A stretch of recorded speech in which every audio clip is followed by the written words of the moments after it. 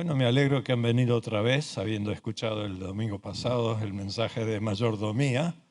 Cuando uno toca el corazón, la gente se derrite. Cuando él toca la billetera, se asusta. Pero gracias a Dios por su don inefable. Nos faltó decir que en 1 Corintios 16:2, Pablo recomienda de esto. Cada primer día de la semana, esto es el domingo, cada uno de vosotros, aparte, separe proactivamente lo que por la bondad de Dios pudiese, algo que uno reconoce que viene de Dios y proporcional, para que cuando yo venga no se hagan ofrendas. Pablo decía, yo no quiero venir y sacudir la higuera para que por fin caigan los frutos. Ustedes den al Señor antes que yo venga. Así enseñaba el apóstol Pablo. Algo sistemático, algo personal, algo proporcional, algo preventivo y algo que era de bendición a la iglesia. Lo dice hoy porque la semana pasada se me fue el tiempo y no pude terminar el mensaje. Mi señora lleva un registro de todo lo que yo predico aquí en Renacer y me pregunta, ¿qué vas a predicar hoy? Efesios capítulo 1. Pues ya lo predicaste 6 años atrás. No, yo prediqué del capítulo 1, verso 3 al 13. Hoy seguimos la tanda, pero por las dudas que ustedes no se acuerden verbatim y palabra por palabra lo que prediqué hace 6 años, les recuerdo lo que Pablo el apóstol dice en la carta a los Efesios. Bendito sea el Dios y el Padre de nuestro Señor Jesucristo, que nos bendijo con toda bendición celestial en los lugares celestiales de Cristo, según nos escogió en él antes de la fundación del mundo, para que fuésemos santos y sin mancha delante de él, en amor predestinándonos para ser adoptados hijos suyos por el afecto, por medio de Jesucristo, según el puro afecto de su voluntad, para la alabanza de la gloria de su gracia, con la cual nos hizo aceptos en el amado, en quien tenemos redención por su sangre, el perdón de pecados, según la riqueza de su gracia, que hizo sobreabundar para con nosotros en toda sabiduría y también inteligencia. Pero saltamos al verso 15, que dice, por esta causa doblo mis rodillas, por causa de haber oído de vuestra fe en el Señor Jesucristo, de nuestro amor con los santos. No ceso de dar gracias por vosotros, haciendo memoria de vosotros en todas mis oraciones, para que el Dios de nuestro Señor Jesucristo, el Padre de gloria, os dé espíritu de sabiduría y de revelación en el conocimiento de Él, alumbrando los ojos de vuestro entendimiento, para que sepáis cuál es la esperanza a que Él os ha llamado y cuáles son las riquezas de la gloria de su herencia en los santos. Y sigue, la oración es larga, pero lo que enfatizamos el verso 8 y el verso 12, que Pablo ora para que seamos llenos del conocimiento, del entendimiento y de la sabiduría de Dios. ¿Cuántos dicen amén? Somos hijos amados, adoptados. ¿Qué pasa cuando uno adopta? A veces la gente tiene hijos por casualidad o por accidente, pero el que adopta lo hace a propósito, con todo el corazón, con toda la mente, contando las monedas que tiene que tener para solventar todas las necesidades de la persona que adopta. La doctrina de la adopción es una doctrina muy poderosa en la Escritura. Dios nos ha adoptado como hijos. Nos hizo a su semejanza, pero nos vio perdidos y después nos redimió, como dice Efesios 1. Redimir es volver a comprar por precio algo que se perdió y devolverlo al dueño para que siga gozando de las bendiciones que ha perdido. Dios nos redimió con la sangre de Cristo, el pago por nuestros pecados en la cruz, e hizo que nosotros tengamos vida eterna y esperanza ahora. Y aparte de ser amados y adoptados de Dios, nos insta a crecer. ¿Cuántos han nacido de vuelta, de nuevo? ¿Cuántos están creciendo de nuevo? Esa es la cuestión.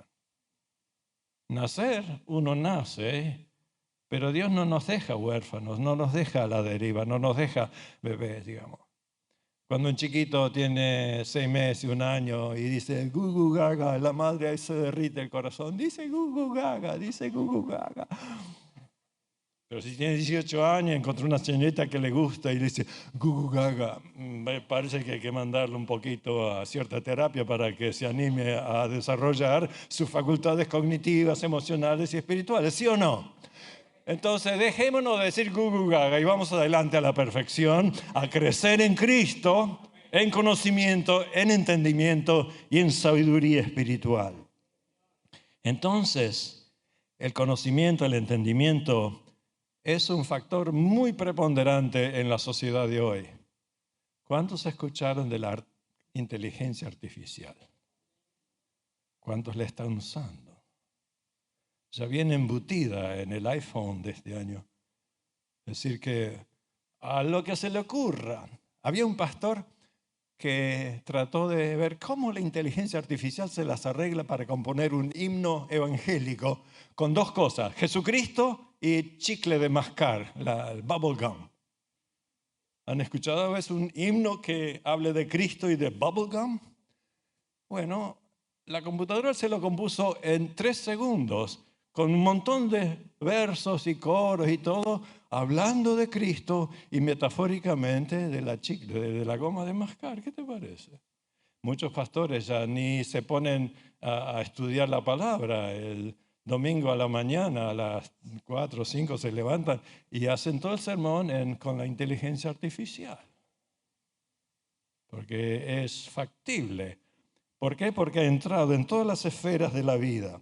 La influencia permea todas las esferas de la vida, la educación, la economía, el mercadeo, la medicina. Hace mejores diagnósticos que los mejores médicos, los rayos X, el MRI, todo eso. Todo es. Y ha llegado a la iglesia y los pastores usan.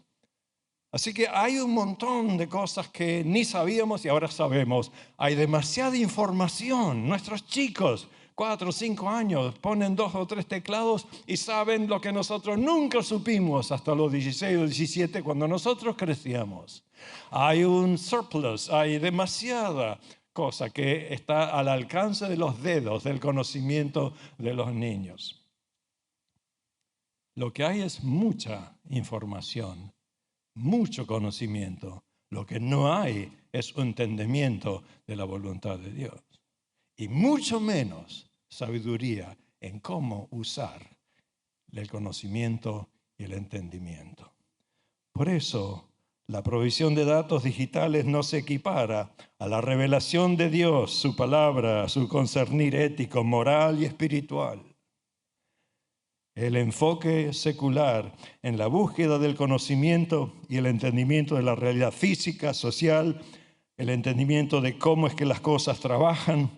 Sin embargo, el conocimiento sin un calificativo ético, moral y espiritual es simplemente datos que uno procesa y que trata de hacer cierto sentido para sobrevivir en la vida. Pero la palabra lo dice, el conocimiento envanece, hincha al corazón y a la mente de la persona que piensa que ahora te mira con la nariz para abajo y te ningunea porque no sabes lo que él o ella saben. El saber, el conocimiento humano parece que infla a las personas, les levanta el ego, le da cierta cosa como que la gente dice, ¿Por qué?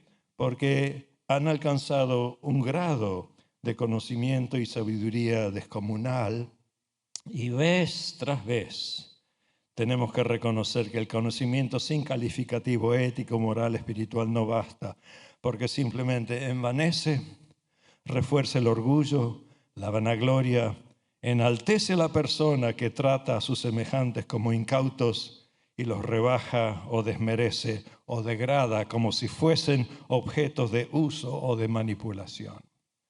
¿Cuál fue la primera tentación satánica, diabólica, a Adán y Eva? La palabra diabolos tiene dos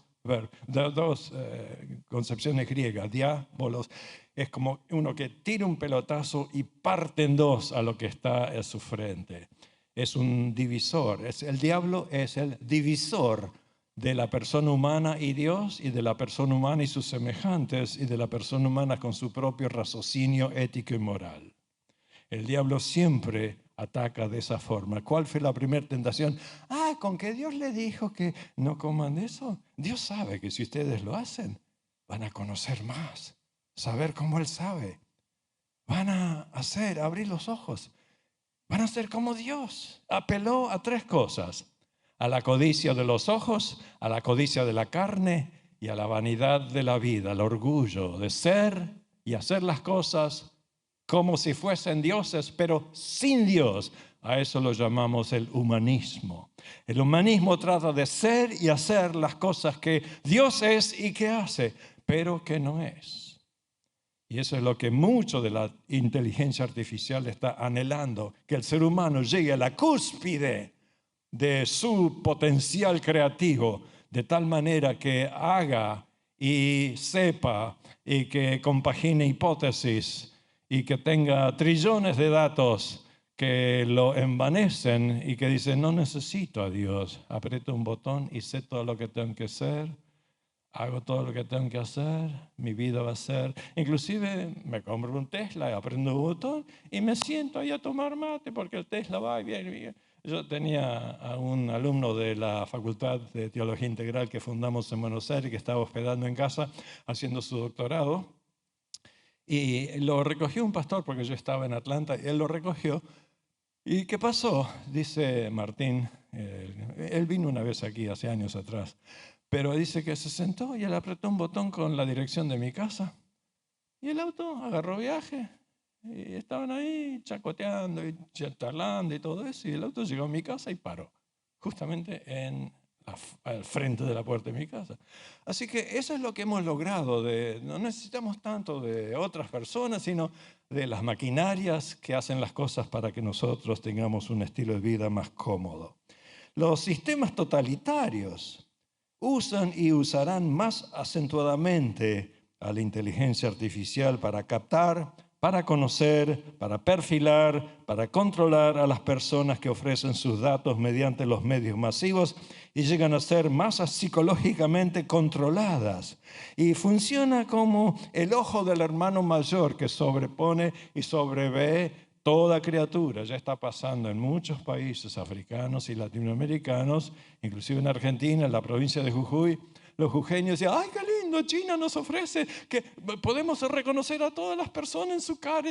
Contentísimos. No saben que alguien ahí en Pekín está manipulando cosas y puede cancelar su auto o cancelar sus cosas desde China a Jujuy en Argentina. Es lo que está pasando. Así que, ¿por qué hago eso? Porque el conocimiento solo, sin ética, sin moral, sin espiritualidad y sin el chequeo de Dios, puede ser no solamente bueno, sino también perjudicial al ser humano, que pudiese ser controlado en su totalidad. Entonces, tenemos que saber que Pablo está muy interesado que la gente crezca en conocimiento, en entendimiento y en sabiduría. Como cristianos, somos exhortados por la palabra de Dios a conocer, a entender la realidad espiritual. Lo hemos leído en el capítulo 1 en la oración de Pablo. ¿Y qué conocer? ¿Qué hay que conocer? A Dios, a su persona, su carácter, su designio, su poder, su voluntad. A las Escrituras, su palabra viva, inspirada, eficaz. A nuestro propio ser creado a su imagen y semejanza. A nuestro semejante, cónyuge, familiar, la iglesia, la comunidad. Adquirir una perspicacia sabia, clara, veraz del cosmos que nos rodea, del entorno en el cual existimos, para que las corrientes de este siglo que batallan contra nuestra fe y nuestros valores, nuestras creencias, no nos toxifiquen al punto de no ser agradables a Dios. Entonces tenemos que velar por nuestros valores, nuestras creencias, nuestra conducta, nuestras relaciones, para no ser destruidos por las corrientes y alejados de la presencia de Dios. Entonces preguntémonos, ¿de dónde viene nuestro conocimiento? El conocimiento empírico, racional, natural, viene del estudio, la investigación, el escrutinio de las cosas que tenemos que manejar como mayordomos de Dios. ¿Cuál es la fuente de nuestro saber espiritual? Las Escrituras. Así que la cuestión es epistemológica. ¿Qué palabra es esa? es una palabra que significa fuente del saber, fuente del conocimiento. Hay dos fuentes de conocimiento, natural y espiritual. La fuente natural es la ciencia, la erudición, la investigación, es la epistemología natural, el árbol de la ciencia, del bien y del mal. Pero hay otro árbol, es el árbol de la vida, del cual comemos nosotros, que nos da la razón de ser, razón de existir, que Dios provee lo que es necesario para que conozcamos su persona, su poder, su amor, que excede a todo conocimiento natural. Porque el conocimiento natural viene del procesado cognitivo, la realidad a través de los sentidos. Es lo que llamamos un empirismo. Pero la revelación de Dios, general y particular, viene de las Escrituras y de la presencia de Dios en nuestro corazón, mediada por el Espíritu Santo. Así que, ¿cómo adquirimos el conocimiento que Dios desea? Él puso una conciencia en el ser humano. Muchos de los sistemas terapéuticos de este mundo no tienen en mente la ética o la conciencia. Había un psicoanalista que analizaba a mucha gente y por fin vino un tipo que era de la mafia y le dijo, estoy perdiendo mi cantidad y mi calidad de matar personas. ¿Me ayudas a recobrar mi capacidad de asesino? Entonces el psicoanalista dice, ¿qué hago? Si le ayudo, estoy participando en el crimen y en el pecado del tipo. Si no lo ayudo, mi gremio va a decir, ¿por qué no lo hiciste? No estás muy analizado que digamos, tenés que volver a 5 años de terapia vos mismo para que sepas cómo analizar este tipo. Entonces estaba contra la pared y de ahí empezó a escribir y escribió todo un libro acerca del lugar de la ética y de la moral en el psicoanálisis, cosa inaudita porque hasta ahí era neutral. Nada es neutral, todo sistema tiene un cambio de valores, de perspectivas, de creencias, sea que las vocifera o que las tiene tácitamente embutidas en su mente y en su corazón. La conciencia es lo que nos carcome por dentro cuando hacemos las cosas mal. A veces la tapamos, a veces Pablo y otros dicen que la cauterizamos. ¿Qué es cauterizar? Cuando viene una herida, están sangrando y no tenemos con qué, calentamos un puñal al rojo y ponemos el hierro rojo y cauterizamos la herida y deja de hacer. Duele, pero no tenemos gangrena y nos salva la vida. Y mucha gente agarra el hierro rojo de las corrientes de este siglo y lo pone en su cerebro y en su mente para no sentir más lo que Dios está ahí empujando desde adentro de su conciencia. La apagan o la cauterizan. Pero podemos aprender a través del aprendizaje de la socialización, la perspicacia que nos da nuestros hogares, nuestras escuelas. Pero después de todo eso, lo que es nacido de carne, carne es. La socialización primaria no alcanza a conocer a Dios porque Dios dice, mis hijos no son engendrados según la carne, según la voluntad del varón, son engendrados por el Espíritu Santo. Lo que es nacido de carne es carne, debes nacer otra vez. Entonces nos hizo renacer en el Espíritu y ahora podemos captar más allá del cosmos o las personas o a uno mismo. Podemos conocer a Dios a través de su palabra, a través de la comunión del Espíritu Santo. Entonces el enfoque de nuestra búsqueda de conocimiento tiene que estar centrado en Dios y en su palabra. El conocimiento personal acerca de Cristo, pero más aún Cristo mismo. Una cosa es conocer acerca de Cristo, otra es conocer a Cristo, ¿sí o no? Si uno agarra una guía de turismo y empieza a ver, yo quiero conocer Venecia. Bueno, este canal acá, esta góndola acá, este restaurante acá, la Plaza de San Marcos acá, la iglesia acá. Uno conoce acerca de Venecia y va ahí como que ya estuvo, porque conoce todo acerca de esa ciudad. Pero conocer a Venecia en persona es otra cosa. Hay que pagar el pasaje de acá a Roma, después trasladarse un par de horas en tren a Venecia y ahí estar y decir, ahora es diferente. De oídas te había oído, pero ahora mis ojos te ven. Parece que citamos a Job casi, ¿no? Ahora vemos la realidad que nos presenta Venecia. Conocer su palabra es doctrinal. ser iluminado por su luz, andar en sus caminos, conocer la verdad, conocer su voluntad, a fin de adorarle, amarle, servirse, pero conocer a Dios personalmente. Podemos vivir y adorar como nuestro hermano cantábamos con él, adorar en espíritu y en verdad, porque el Padre busca esos adoradores que lo adoren en espíritu y en verdad. Entonces, la palabra de Dios eterna, desde la eternidad, desde el principio, Dios es un Dios que habla. Los dioses paganos antiguos no hablaban. ¿Sabías lo que hacían los paganos? Hacían ídolos huecos y les hacían 2 agujeros para los ojos y un agujero para la boca. Y los sacerdotes paganos se metían en el ídolo y sonaban a través de los agujeros y miraban a través de los agujeros. Entonces, en latín, per sonare es que uno suena a través de una máscara. Y ahí viene la etimología de la palabra personalidad. ¿Qué personalidad que tiene este tipo? Decimos, ¿qué máscara se puso hoy? Y la colección de máscaras es lo que llamamos una personalidad cosmopolitana. Muchas máscaras, pero Dios nos desenmascara y ve quiénes somos en realidad. Porque, ¿qué pasó? Dios se dio a conocer y hablaba directamente con Adán y con Eva. Tenía una relación tremenda de cara a cara, persona a persona, hasta que pecaron y perdieron esa comunión. Al principio se conocían. Inclusive hay alusiones a que había conversaciones entre la mujer y una serpiente que estaba tipificando a Satanás. Parece que la conversación era muy real. Hoy día la inteligencia artificial está escudriñando cómo concentrar en el lenguaje de los delfines para entonces hablar con ellos a través de la inteligencia artificial.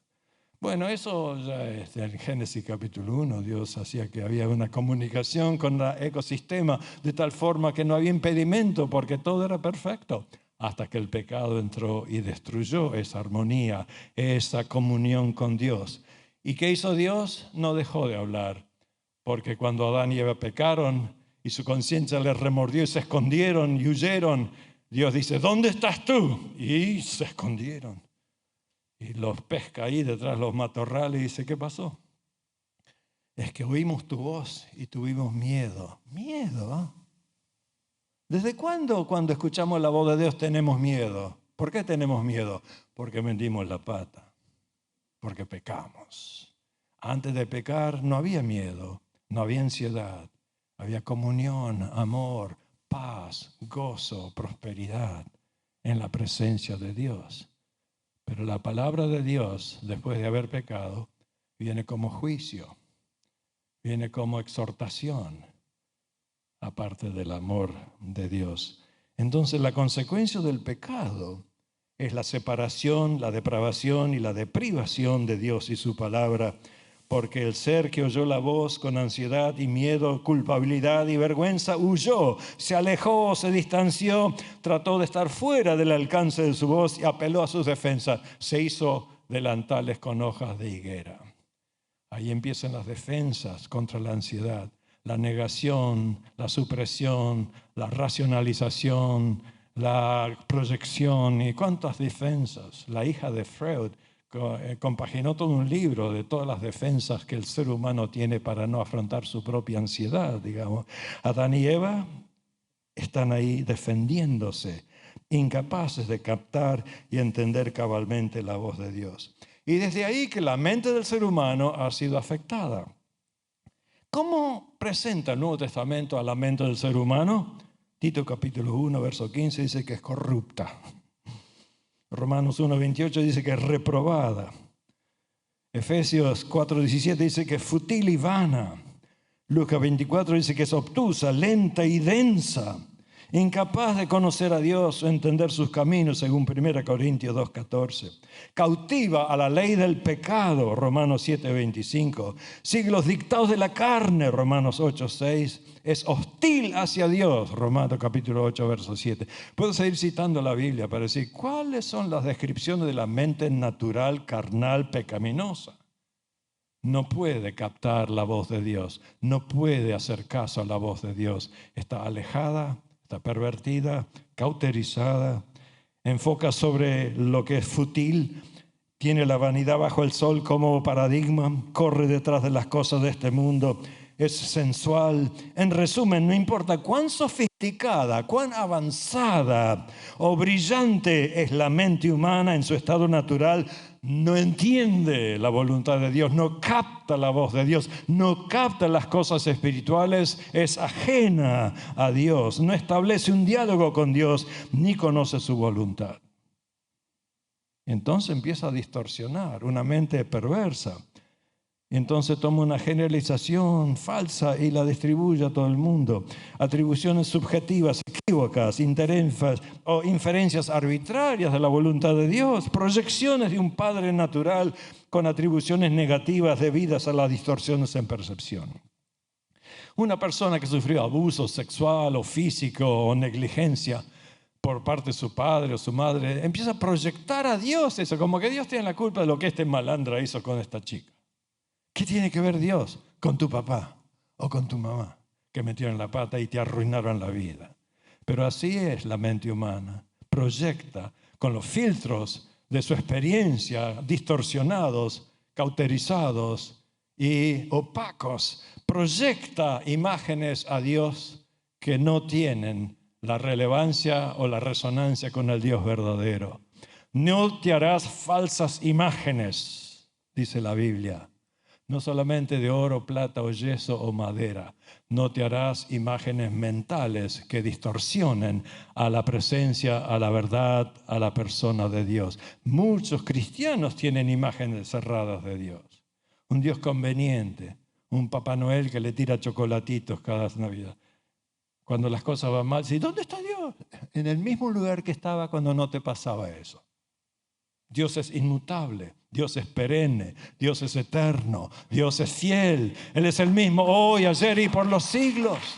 Lo que cambia es tu percepción, lo que cambia es tu captado, tu percepción, tu atribución de significado a la realidad. Dios no cambia, nosotros somos los que cambiamos los filtros de nuestra percepción y no podemos captar la realidad de quién es Dios. Por culpa de nuestra mente natural, proyectamos, dudamos acerca de su amor, su poder, la ceguera espiritual nos hace idiosincráticos y establece nuestras propias versiones de la voluntad de Dios, acomodadas a nuestra propia voluntad.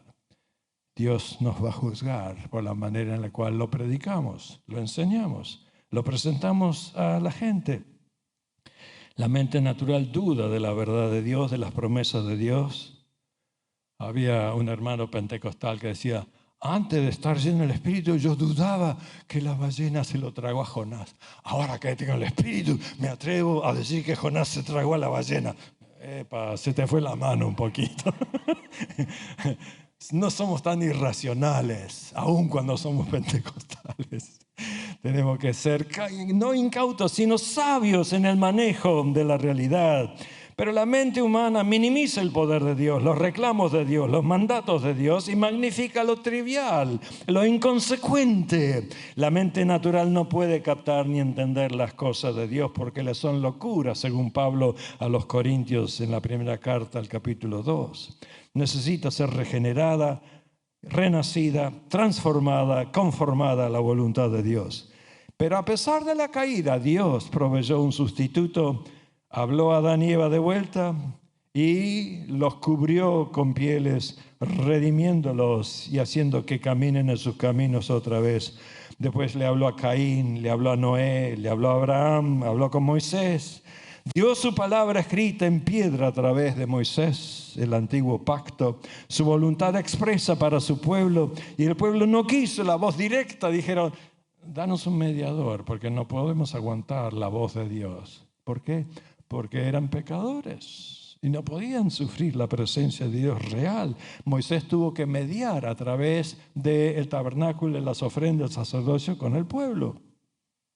La palabra eterna, dada como la voluntad expresa de Dios, su revelación objetiva, concreta, inspirada, vino encarnada en Cristo Jesús. Dios, habiendo hablado en muchos tiempos pasados por los padres, por los profetas, en los postreros días nos habló en el Hijo, dice Hebreos capítulo 1. Y el Hijo manifestó a Dios en esencia, desarrolló su vida, su carácter, su conducta en una manera singular que expresó a Dios. Y tanto que Cristo dijo, el que me ha visto al Padre. El Padre y yo somos uno.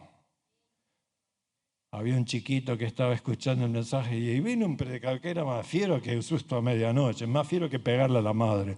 Y este predicador fiero dice, el que me ha visto al Padre. El chico dice, yo no quiero ver a Dios, porque le pareció algo que no iba a aceptar como algo genuino y sincero. En fin, fuera de chiste, fuera de broma, el nuevo pacto se reveló en la persona de Cristo, su mediador, que pagó a precio de sangre, nos redimió, nos rescató, nos reconectó con Dios y nos hace oír la voz de Dios. Por eso Pablo dice, yo oro para que ese Dios los llene de conocimiento y de sabiduría en Él, que abra los ojos de vuestro entendimiento, que esclarezca la palabra eterna, interpretada, entendida y aplicada a nuestras vidas. ¿Y cómo nos acercamos a las Escrituras? ¿Cómo nos acercamos a la palabra de Dios? No incautamente, sino con conocimiento, entendimiento y sabiduría. Hay que extraer la verdad de Dios de la palabra porque es la fuente de vida. Jeremías, el capítulo 2, dice esta palabra. 2 males ha hecho mi pueblo. Me dejaron a mí fuente de agua viva y se cavaron para sí cisternas rotas que no retienen agua. Para mí la única fuente es Dios. Lo demás somos cisternas que recogemos de otras aguas y tratamos de pasar lo que Dios nos da. Pero nadie es tan original como fuente como para dar a quien la palabra de vida. Nosotros somos predicadores del Evangelio, que no es nuestro invento, es el poder de Dios que salva a la gente a través de la predicación de la palabra. Es Dios la fuente de sabiduría, de inteligencia, de riqueza espiritual. Extraemos la verdad, sonsacamos y entendemos el significado y lo interpretamos con ciertas reglas que llamamos hermenéutica, el arte de interpretar la palabra de Dios. Tenemos que ver qué estilo se emplea, qué clase de libro estoy leyendo. No es lo mismo leer Génesis que Juan, aunque tiene mucha correlación. Juan capítulo 1 recapitula Génesis, pero es un libro que está narrado para situar la historia de Israel, mientras que Juan expone la deidad de Cristo en su evangelio. No es lo mismo leer Primera de Crónicas que leer el Apocalipsis, porque el Crónicas es histórico y el Apocalipsis es profético. No es lo mismo leer los Salmos, el Cantar de los Cantares, son libros poéticos. Y hay de todo género. Están los libros históricos, los libros poéticos, los libros proféticos, los libros apocalípticos y los evangelios. Diferentes clases de género que hay que captar y entender. Aparte de eso, ¿cuál es el significado original de una palabra? El problema con nuestras Biblias es que a veces las hemos interpretado de acuerdo a los traductores. Por ejemplo, el domingo pasado les prediqué Lucas 16, el verso 9. Haceos amigos mediante las riquezas injustas, para que cuando ellos faltaren nos reciban la verdad. Una versión antigua decía, haceos amigos de las riquezas injustas. Entonces cambia todo el sentido.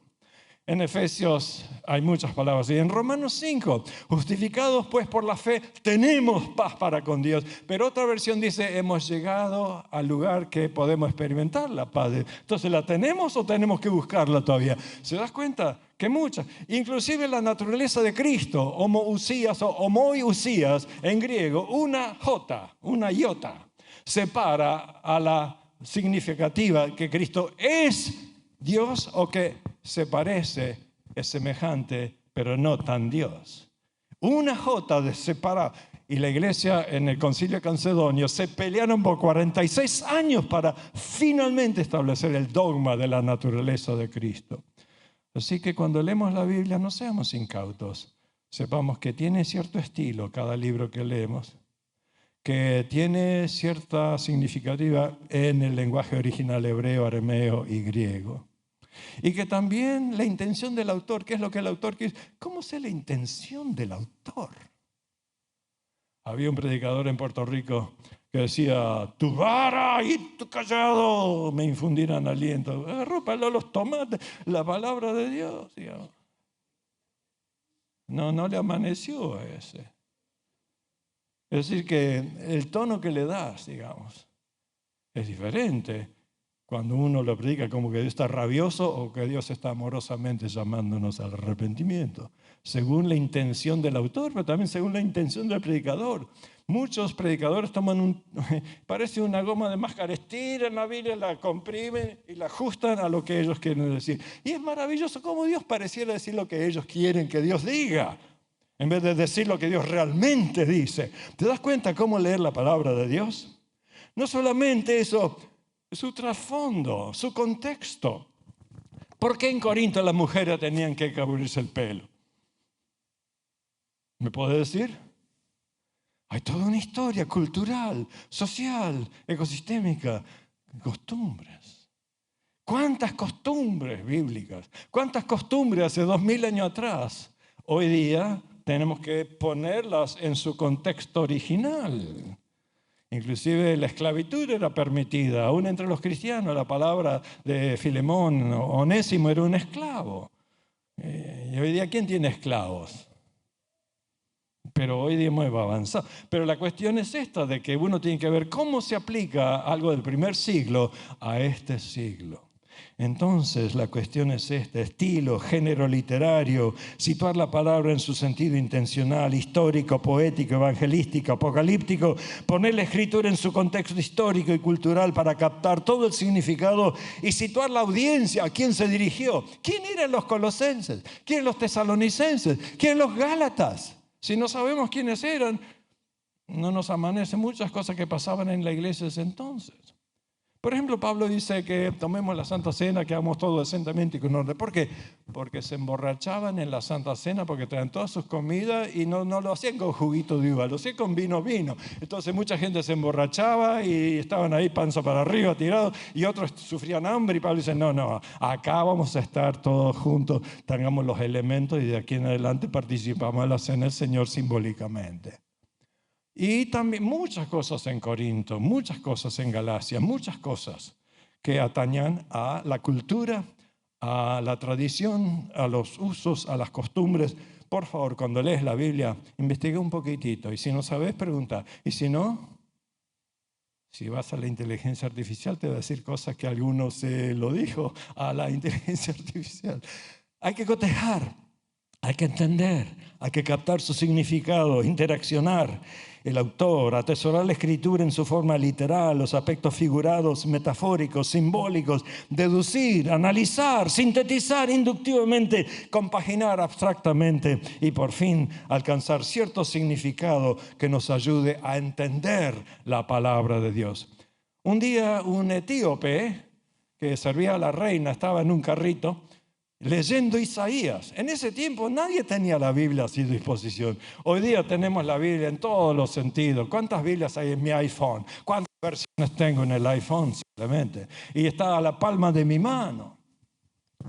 En el antiguo tiempo, Dios dijo, yo te tengo en la palma de mi mano. Ahora el creyente le dice a Dios, yo te tengo en la palma de mi mano también. Porque tenemos 5, 6, 7 versiones de la Biblia en la palma de nuestras manos. Pero el etíope tenía una versión de Isaías nomás, del libro, en un rollo, y estaba leyéndolo. Y el Espíritu Santo tomó a Felipe como Star Trek y lo traspuso ahí al lado del carrito. Y entonces, ¿qué estás leyendo, Isaías? ¿Mas entiendes lo que lees? Y el etíope fue sincero. ¿Cómo voy a entender si nadie no me explica? Entonces, Felipe le explicó totalmente el significado del Evangelio. Y por ahí iban pasando y hay un charco de agua y el etíope dice, ¿qué impide que sea bautizado? Y ahí nomás lo zambulló al etíope y lo bautizó en el nombre del Padre, del Hijo y del Espíritu Santo. ¿Qué te parece? ¿Por qué? Porque entendió la palabra, se convirtió, obedeció al Evangelio. Arrepentíos, creed el Evangelio, sed bautizados y seréis salvos. Entonces la Escritura tiene esa manera de ser poderosa para que meditarla. Una cosa es estudiar la Biblia, pero otra cosa es entenderla, captarla, digerirla y crecer y nutrirse espiritualmente con la palabra de Dios. Toda escritura es útil. Hay que meditar en la palabra, hay que masticar la palabra, hay que obedecer la palabra. 2 Timoteo 3:16, toda escritura es inspirada por Dios y es útil, eficaz, de provecho para enseñar, para redarguir, para corregir, para instruir en justicia, a fin de que la persona sea perfecta, enteramente preparada para toda buena obra. Además, es la guía espiritual, la lámpara a nuestros pies, según un salmo. Es la nutrición, la leche no adulterada del novicio, según 1 de Pedro. Es la vianda sólida, según Pablo.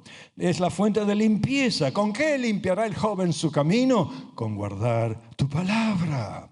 Es algo que uno medita en su ley día y noche, según el Salmo 1. Y entonces las maneras de acercarse a la palabra de Dios, no como un árbol de ciencia solamente para saber todas las cosas concernientes a la palabra, sino como el árbol de vida que uno come. Y el resultado de ese acercamiento es que uno nutre su vida espiritual. El Espíritu vivifica la base de la fe y la conducta del ser cristiano. El Espíritu abre el entendimiento. Pablo dice, yo oro para que Dios les abra los ojos del entendimiento, para que cuando uno lee la Escritura en el poder del Espíritu Santo, capte la esencia, la realidad, la intención de Dios, la verdad de Dios, y con eso se nutre. Entonces pidámosle a Dios que abra nuestros ojos, como Jesús abrió el entendimiento a los dos caminantes de Emaús.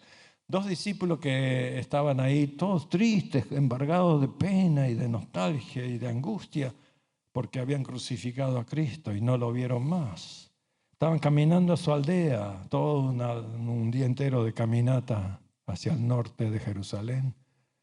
Y Jesús se les junta en el camino y los ve tristes. Entonces les pregunta, ¿por qué estáis tristes? ¿No sabés lo que pasa? No, ¿qué pasa? Jesús fingió, merece un Oscar por su performance, ¿no? Y entonces le cuenta, esperamos al Mesías y esto y lo otro, y no está más. Y Jesús comenzó con Moisés, el de Génesis, Éxodo, Levítico, Deuteronomio, Números, y los profetas, Isaías, Jeremías, Daniel, hasta Malaquías, y los salmos del 1 al 150. Jesús repasó toda la Biblia con un solo propósito, de que toda la escritura que habla de Él se cumple ante sus ojos. Les voló la tapa de los sesos a estos dos pobres caminantes. Un estudio bíblico tremendo para dos personas nada más. Así que si viene la iglesia llena y si hay dos de ustedes, es lo mismo. Los que vienen a escuchar cómo Cristo abre el corazón de las personas y les inspira su palabra. Entonces se fueron y entonces llegan los discípulos, los 11, y lo mismo, le hace la misma apertura de los ojos para que vean. Oremos a Dios que abra nuestros ojos para comprender, captar, atesorar, digerir y obedecer su palabra. Entonces, el etíope, la palabra fue leída y él entendió. La oración de Pablo, que los ojos del corazón sean abiertos. A los colosenses, que sean llenos del conocimiento de la palabra de Dios para andar en toda sabiduría e inteligencia espiritual, conociendo su voluntad. Colosenses 1, verso 9. A los corintios, y aún hasta el día de hoy, cuando se lee a Moisés, muchos de los judíos tienen el velo puesto sobre sus ojos y no captan la realidad. Pero cuando el Señor les quita el velo a través del Espíritu, entonces le conocerán, entonces verán a Dios. Entonces, en conclusión, ¿qué tenemos que hacer? Adoptar una perspectiva en la cual el conocimiento, el entendimiento y la sabiduría cobran vida en nosotros. Efectuemos un progreso espiritual, cognitivo, emocional, espiritual. Crezcamos en Cristo, conozcamos. Pablo le dice a Timoteo, porque desde la niñez has sabido la Sagrada Escritura, las cuales te pueden hacer sabio en Cristo. O en Colosenses 3:16, la palabra de Cristo mora en vosotros abundantemente para que podáis exhortaros los unos a los otros con toda sabiduría. El consejo de los proverbios es adquirir sabiduría, sobre todo, más que la plata, más que el oro, más que las piedras preciosas, sabiduría. Adquirir perspicacia, entendimiento cabal de la palabra de Dios, discernir y utilizar el conocimiento y entendimiento para desarrollar un estilo de vida más adecuado en sumisión y obediencia a Dios basado en sus principios. y aplicar principios escriturales en el labrado de nuestro carácter y conducta. Pedro nos aconseja: ceñid los lomos de vuestro entendimiento, apretad el cinturón cognitivo de vuestros procesos racionales para entonces entender la voluntad de Dios. En Efesios, Pablo dice: mirad con qué diligencia andáis, no como necios, sino como sabios, redimiendo, aprovechando el tiempo, porque los días son malos. Seamos perceptivos de la realidad de Dios. Usar todas las fuerzas culturales, las corrientes de este siglo, con sabiduría, porque las ponemos delante del filtro de la palabra de Dios y entendemos los tiempos, el mover de Dios. Podemos tolerar la ambigüedad, ser flexibles y como abiertos a las personas, a los eventos, sin ser incautos o carentes de límites apropiados. Podemos filtrar, excluir la toxicidad, aceptar lo bueno, escudriñarlo todo, retener lo bueno y entonces ser flexibles, estables y establecer un balance espiritual y ser labrados en nuestro carácter, nuestra conducta, con el fin y propósito principal de realizar los 4 cambios que mencionamos la semana pasada: cambios de conducta, cambios de actitud y motivación, cambios del carácter de nuestro ser, el cambio de perspectiva y adquirir una perspectiva existencial, espiritual, trascendental y decir con Pablo: para mí el vivir es Cristo y morir es ganancia.